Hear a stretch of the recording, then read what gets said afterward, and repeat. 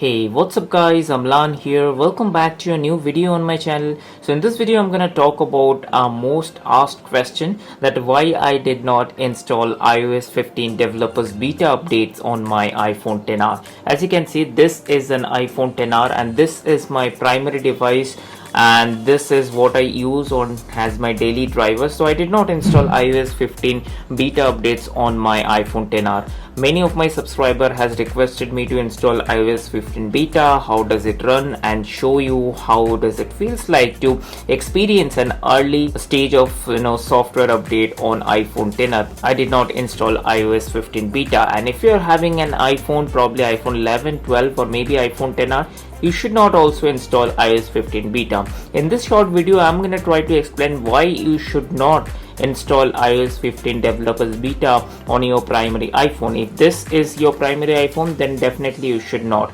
As you can see, there's my iPad over there, and I made videos on my channel talking about iPadOS 15 beta updates on my iPad, but I did not install iOS 15 beta on iPhone XR. So make sure you watch this video till the end, and also this video is going to be very short and interesting. So if you do like the content that I make, give this video a thumbs up, and also if you're new here, it would motivate me a lot if you do subscribe to the channel. And with that being said, let's get right into the video.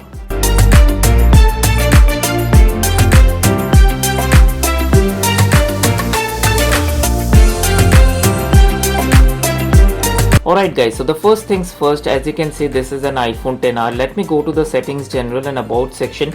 Let me show you that the software version. So as you can see, the software is iOS 14.6, and if I take a look at the build number, it says 18F72 and the model name is iPhone XR. So it is very evident and clear that I'm using iOS 14.6, which is a stable software on my iPhone XR. Now people have asked me this question over and over again, why not to install iPadOS or iOS 15 on your primary device. So always I tell this because I have experienced iPadOS on my iPad 8th generation, and what I have felt like, although the performance is really good, there is no issue with the performance. Maybe if I install iOS 15 developers beta, I would not be able to notice any difference as such in terms of performance.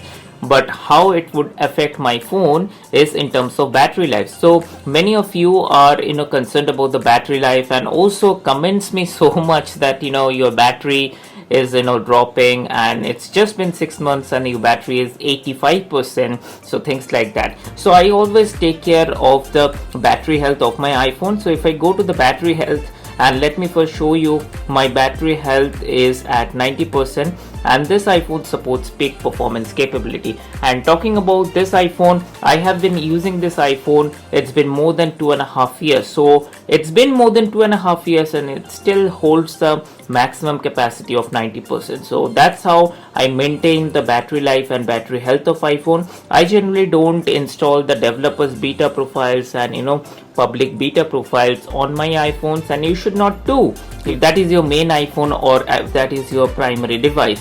So what that would do, that would kind of affect your battery life and also affect your battery health. Probably you're having a 90% capacity, and if I install iOS 15 and due to the battery drain, within 2 or 3 update cycle, my battery would go down randomly and I would be stuck at 84-85%. So that's the main reason I generally don't like to install the beta updates on my primary device. So this is an iPhone XR and this is my primary device. I use it on day-to-day and daily basis, so I did not install iOS 15. So now talking about iOS 14.6, as you can see, I have maintained my iPhone very well, and as you can see, in terms of battery life, the screen on time is 7 hours 20 minutes and screen off time is 30 minutes. So in terms of battery, I have been getting a very good battery life. As you can also see, the average screen on time is very good. So this is how I have been maintaining the battery health and overall battery life on my iPhone. So now I hope you are clear that why I did not install iOS 15 beta updates on my iPhone,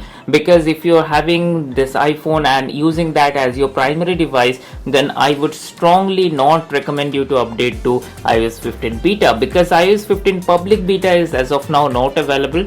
It is only running on developers beta, and there are so many bugs in terms of battery life, in terms of other features that already I am experiencing on my iPad. So if you're having this iPhone and using that as your primary device, then definitely I would not recommend you to update to iOS 15. I hope by now you are clear why I did not install iOS 15 on my iPhone 10R, and you should not too if that's your primary iPhone. So then again, this was a short video, explaining you whether you should install iOS updates, the developers beta profiles or the public beta profiles if it is your primary iPhone. I hope you liked the video. Give this video a thumbs up and also consider subscribing to the channel if you are new here, and that motivates me a lot to make more of this kind of videos. Now with that being said, I will see you on my next video. Bye.